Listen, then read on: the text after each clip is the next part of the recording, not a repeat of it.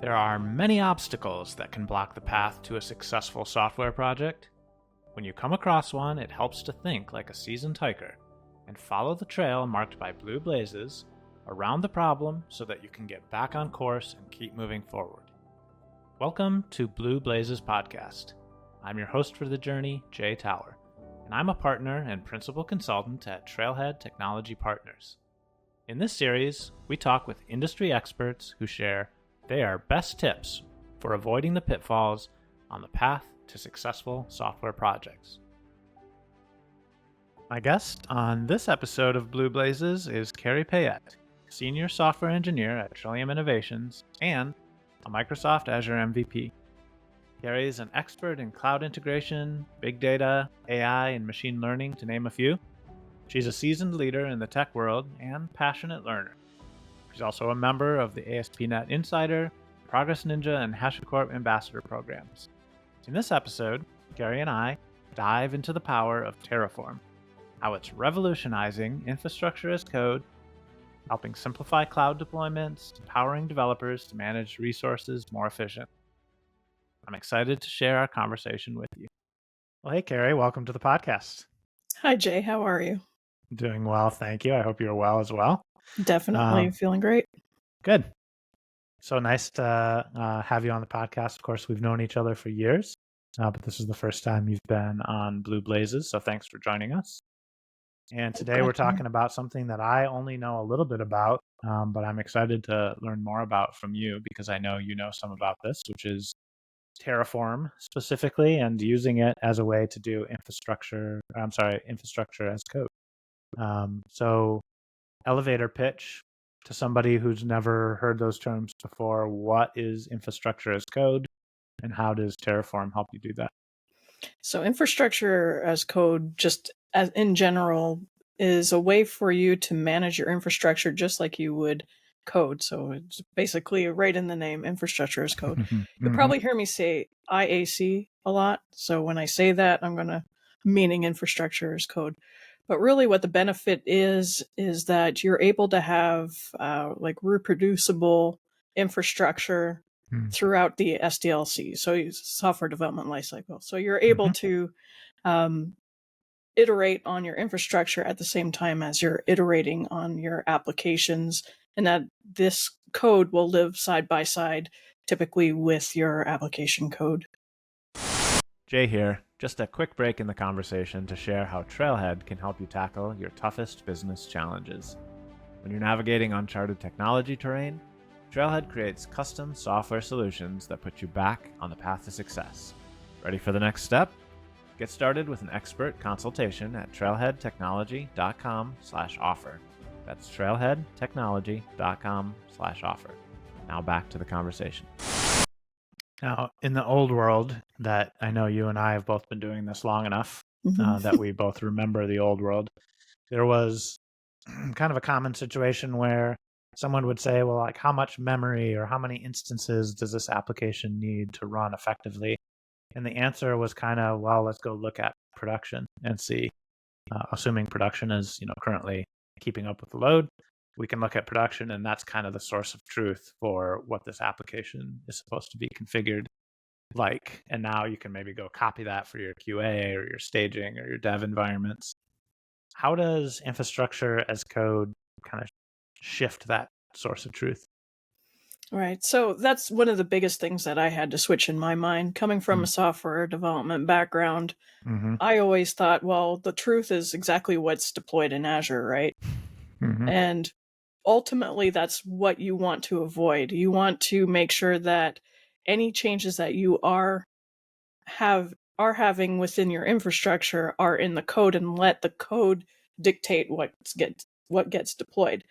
Now, when you were talking about, well, how much RAM was in production, you would have that documentation inside of your infrastructure as code, because it's going to be within your files to say, okay, well, this virtual machine, will pretend it's a virtual machine, has this much memory. Another thing that I'd like to point out, though, is a lot of times you might over deploy or under deploy, so basically allocate resources such as memory. And what's really nice about infrastructure as code is you can actually iterate quite quickly with infrastructure as code, because you could modify that within your artifacts in your code repository, run the like Terraform in this case, have it update Azure, and you can iterate saying, okay, how is this much memory behaving with my application? And you can save costs by dialing that down. But because you're able to iterate very quickly, basically doing doing a Terraform apply, it's done quickly. You can run your tests, see where things are, and then scale appropriately based off of that. So that's just an added bonus on top of having documentation to what you do have in production. Okay. Now, somebody who's maybe thinking about implementing this for the first time or hearing about this for the first time as they listen to our conversation might be thinking, "Hey, I've written scripts for things before, and it can be really touchy. And if you don't get everything in exactly the right order, or do status checks to see what the current state of things is very carefully, you can end up with a real mess." But my understanding is that Terraform and other tools that are similar to it use like a declarative approach to get around that. Can you talk a little bit more about how that works in Terraform? Yeah, definitely. So at the end of the day, when we're actually doing deployments into Azure, where ultimately everything gets translated down to an ARM template or an Azure Resource Manager template. What's really nice is that the Azure Resource Manager, which is essentially a service inside of Azure, has the ability to take a look at a template and identify dependencies. So no matter what order you order things inside of like your Terraform code, it doesn't matter, because the Azure Resource Manager can identify the dependencies between them. It's smart enough to know the dependencies and what can be deployed in parallel. So you're actually saving time as well. But essentially what you're doing is you're using a declarative method. So like a very, I don't know how you would put that, like easier to maintain code artifact, if you will. And you're telling Terraform to apply that, which essentially gets translated down to an ARM template, which passes on to Azure Resource Manager. And it has the smarts to know the dependencies, know what can be done in parallel, to know what needs to finish first, and so on. So it's ultimately depending on like the behavior of the resource manager itself. So your code for Terraform is basically going to be, this is the end state, the set of resources that I want, maybe the relationships that they have to each other. But you don't have to worry so much about what state is the application currently in, what needs to be created or destroyed to get it to that state. Terraform figures that all out. Is that correct? Yeah. So Nice. there is the concept of state as well. So if you're just running locally on your machine, for instance, that state file would be local on your machine. But ultimately, there's ways of using blob storage for state, as well as using like a paid product within Terraform to be able to manage your state there as well. So there's multiple options for holding the state. So essentially what happens is Terraform will take a look at the state of what's in the cloud right now, because there are going to be times where you're going to have somebody that may have gone in to the cloud and adjusted some settings. But what's nice is that Terraform can identify those things and say, hey, your state is not up to date. It's not matching. You probably have some schema drift. So it's something that you can look into fixing, essentially. Okay. I want to ask you more about that, but we've also been using Azure for all the examples you've been talking about, ARM templates and blob storage and stuff like that. Is Azure the only thing you can use with Terraform? No, actually, you can use any of the cloud providers. So there's Amazon. You can use Terraform with Amazon. You can use Terraform with Google Cloud. Essentially, what you're looking at there is Terraform offers multiple providers. So Azure RM, or Azure Resource Manager, is just one provider that is available for you to use. So essentially, it's like a plugin type mechanism. So regardless of where you're deploying to, Terraform does have support to point to multi-cloud deployments. Okay. Yeah, so you brought up multi-cloud, which is an interesting and a very complex setup to do, especially if you're trying to do it manually. So how does Terraform make that easier? It's again like a single place where you can define your items. So there's nothing that's precluding you from having your Azure resources being in the same repository, same projects, same modules as like an Amazon resource. So you have the ability to mix and match between them. Obviously, you'd probably want to modularize things to make a little bit more sense. Yeah. But there's nothing that precludes you from having multiple clouds in the same project, if you will. Okay. And so now, if I'm using Terraform or if I'm using other infrastructure as code tools like that, now my development lifecycle tooling is basically all the same for the code that I'm writing for my application as it is for the actual infrastructure itself. Yeah, so all the infrastructure as code can be hooked into your CI/CD platforms. So you can have a task that will actually do the deployment of your infrastructure, and then you would have other tasks that would deploy your application, for instance, as well. So Okay. all of that can be used typically in the same tools. Like a lot of the bigger pipeline providers like Jenkins or GitHub Actions or Azure DevOps pipelines, they all have tasks that essentially that you can use to implement your, or sorry, have deployed your infrastructure within your SDLC. Okay. Nice. So if one part of the team prefers Visual Studio Code and another part prefers some other IDE or editor, everybody can kind of use their own set of tools, and whatever you're Oh yeah, using for DevOps is likely to be able to work with Terraform just as well as anything else. yeah, definitely from an editor perspective, it's just a text editor. Now Right. there's different plugins that you can get. Like there's like to get like IntelliSense and syntax highlighting and colorization, if you will. So yeah, it's basically anybody that has access to the source code repository can take a look at what's there, and they can edit it just as you normally would any source code file. Okay. So you mentioned environment drift earlier, and that, probably every team has that person on it that Mm-hmm. just goes around the processes that have been set up and goes directly into Azure or AWS or whatever, starts creating things willy-nilly. I know that that's something that you could potentially clean up using Terraform, but is there a danger that if somebody's launched an application in Azure that way, and you don't want to bring it down accidentally, that if you tell Terraform to redeploy your application, that it's going to find those kind of loose resources and delete them?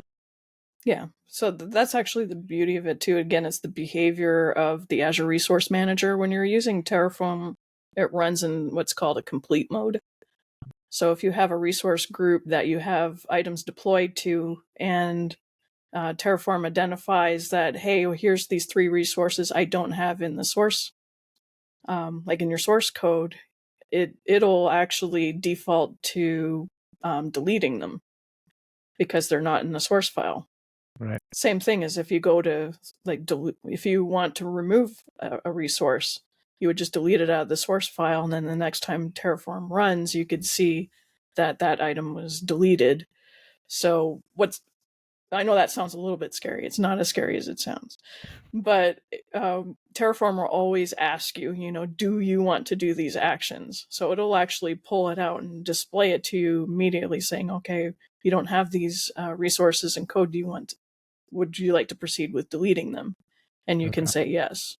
But ultimately, what you want to strive for when it comes to infrastructure as code projects is immutability.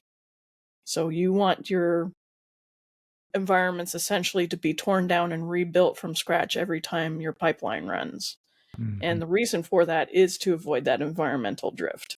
Because Mm-hmm. for a fact, every time that your pipeline runs, the entire environment's recreated from scratch and everything is going to be pristine in the way that you're dictating that end state inside of your code artifacts. Okay. So in a CI/CD pipeline where Terraform might be running, and there isn't an interactive user to say yes or no to deleting those things, would you want to just have that pipeline fail if it finds something that wasn't there in the code, just to kind of alert the developers that something is You messed up? could set it up that way, but I would recommend, again, pushing towards that immutability, because, again, with rogue artifacts being put into, or resources being deployed into Azure in this case, you don't know what the side effects of those things will be, its impact on other resources. Sure. So if somebody went and created them without, proper documentation, if it gets deleted and they complain, you say, well, you should have updated the source file. Yep. Okay. So that's So it's really something the to maybe biggest, work toward. yeah, If you're starting definitely out is the with goal. Terraform. Yeah. Obviously, when you're in heavy development mode, it's a little harder to do in that type of stage. So if you're iterating quite a bit, obviously having something mutable there so you could try something out, pull something back, that's fine. But any of the upper environments, like going into test QA or production, definitely strive for that immutable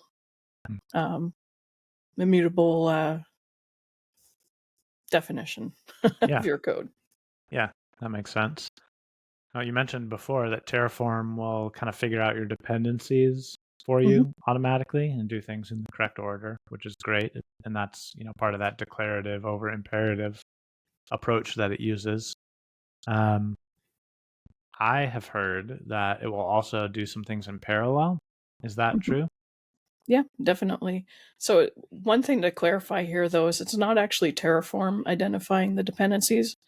It's the Azure Resource Manager will automatically detect the dependencies. So if you were to write an ARM template, for instance, you could organize your code file however you want it to be, and Azure Resource Manager will identify the dependencies in those files as well.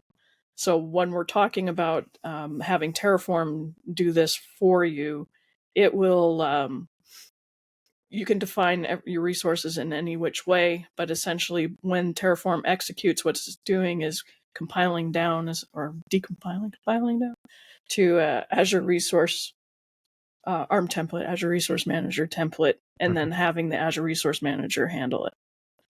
ARM or whichever provider you're using. If you're using Amazon, it'll use Amazon's equivalent of that. Okay.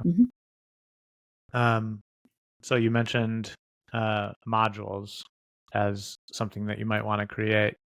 Can you describe a little bit what a module is in Terraform? Maybe give an example of how you might use it to make something reusable, more maintainable, etc. Yeah, definitely. So there's a couple different ways that you can look at modules. And again, it comes down to what makes sense for your organization. When I develop modules, I like to typically look at, if we're talking about a web application, for instance, I like to look at what are the reusable patterns that we see over and over again when we're developing our web applications. So if you have standards saying, okay, well, we have,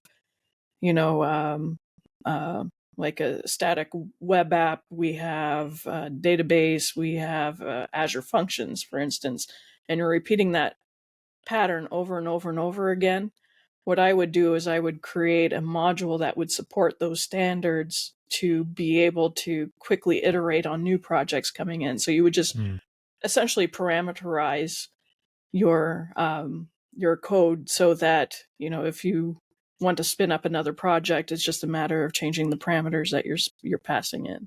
So that's one way of looking at it.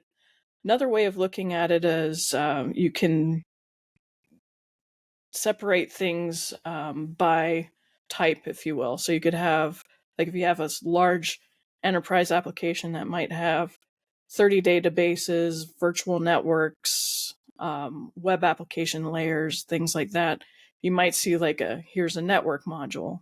And again, focus here is on reusability. So you can have a network module, you can have a front end module, you can have database module, and so on. So a couple different approaches that you can go on. Again, you have to just see what fits your organizational practices the best. Okay. Now, you mentioned parameters in that answer as well, which I wanted to ask you about. Let's say I wanted to create first a production environment, and then I want to parameterize that so I can basically rename it a little, all the environment resources get renamed to QA when I create the QA environment, not prod. Mm-hmm. Can I also do parameters that kind of scale things differently? Maybe my dev environments are a little smaller. Yes, definitely. So every property that you're setting inside of your infrastructure's code files, you can set as a variable being passed in. And those Okay. variables can be read from multiple places, including the command line, as well as from variable files as well. And then can my Terraform file do essentially like conditional statements off of those parameters? Yes, you definitely could do some conditional parameters in there as well. So Okay. what I would typically recommend though is like if it's environment specific, I would just create one with like one variables file, if you will, and Mm-hmm. pass in what you need for each one. And then just in your pipeline, you can indicate based off of which gate you're approving, essentially, I and just see. passing in values that are respective of that. Just trying to simplify the code in there. Like you have like full capabilities of doing things like looping, conditionals, and everything like that. But to try to keep things on the simpler side, Mm-hmm. parameterize where you can. Okay. So, the end goal, obviously, of using Terraform, I would think, would be to get it into your CD part of your pipeline, the continuous deployment part.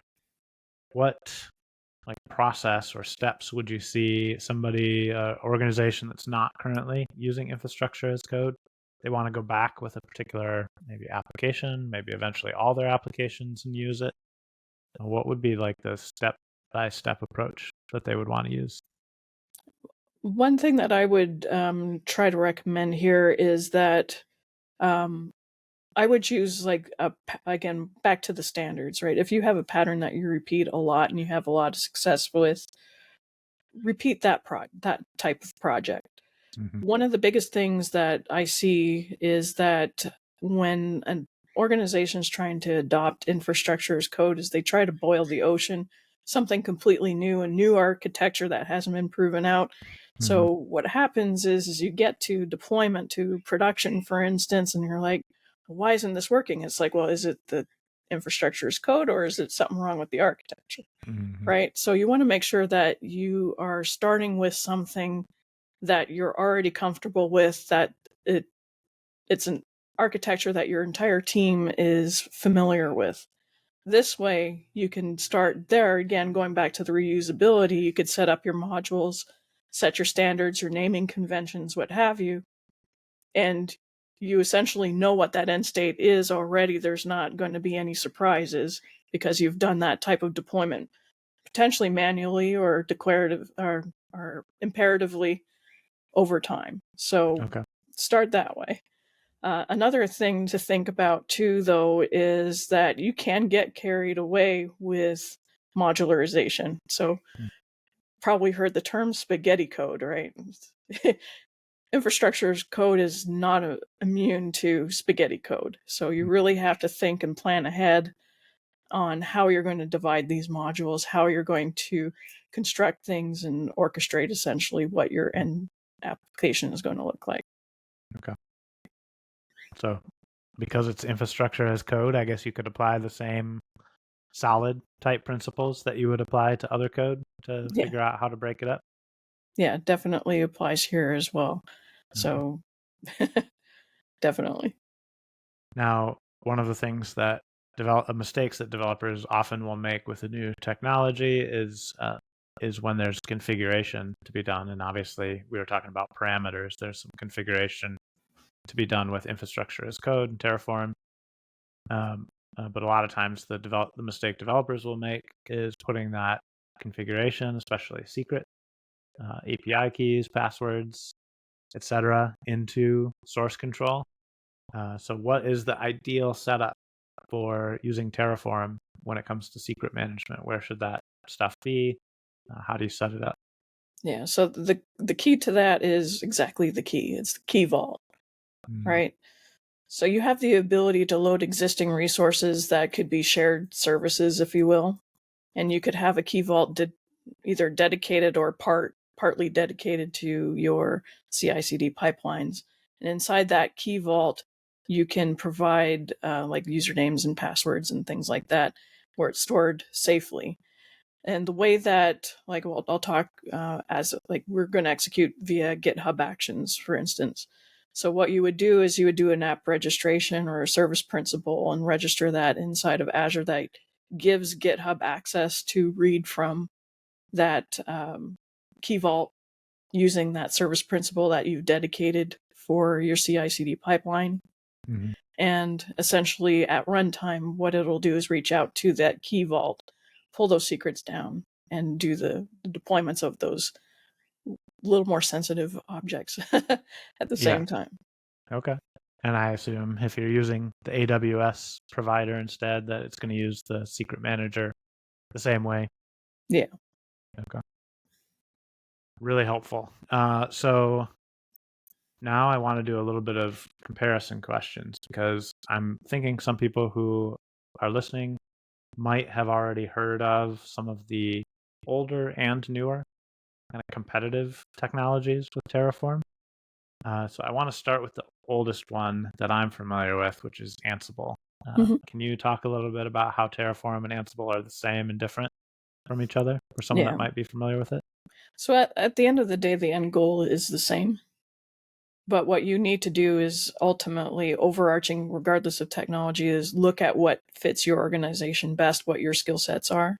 Mm-hmm. So if you're in an organization that already uses Ansible, already familiar with YAML and playbooks, that is definitely an option with you. That is infrastructure as code. With Ansible, a lot of times I find that product, or, well, I shouldn't say product, but that platform, if you will, doesn't seem to stay on as current with the playbooks. Not saying that I can't go and write my own playbooks to do what I need to do, but if you're looking at the community to say, okay, I really need to iterate quickly, I need a static web app, you're going to find out that there is no static web app playbook out there for because it's too new of an Azure thing for someone to have created it yet.